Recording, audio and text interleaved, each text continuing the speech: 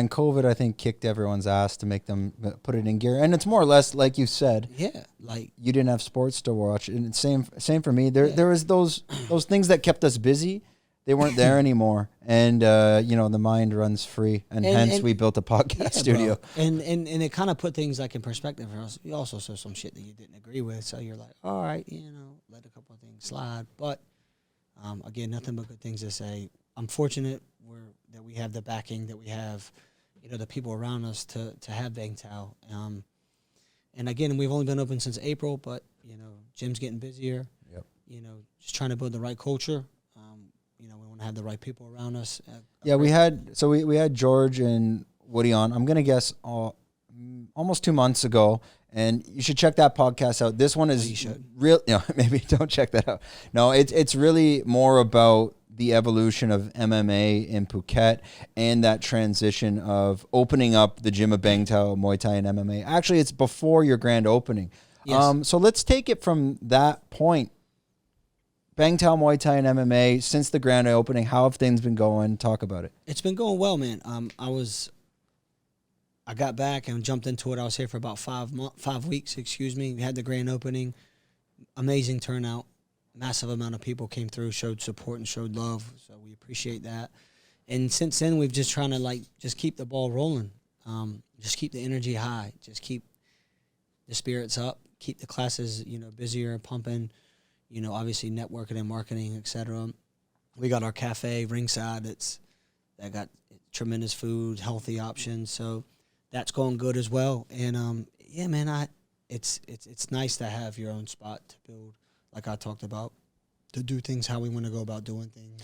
Yeah, I mean, and I spoke about this on the one with your brother and Woody as well, and I said, yeah, if you're coming to train on the island, I mean, why would you want to be in Rao Wai, Naihar, and Chalong? It doesn't make any sense. No, and even George and Woody, when they came up here, I guess they're maybe a bit stubborn until they got here, and they're like, what the fuck have we been doing down there for? I think I was up here twice before they I think I was up here twice. I left. I was in the States for like a year. For like 13 months, I was gone. In the States. So when I got back, the gym was open. It was a week before the grand opening. That's when I came back from the States. And I was like, fuck, boys, you've done a great job.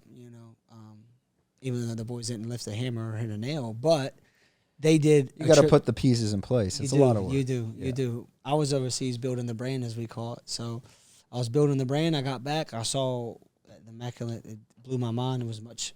it surpassed any expectations that I had. So, bro, you can't beat the location. No. You got Bangtao to the right, beach. You got Sarin Beach to the left. You have food. You have shops. You have just a whole area of untapped potential.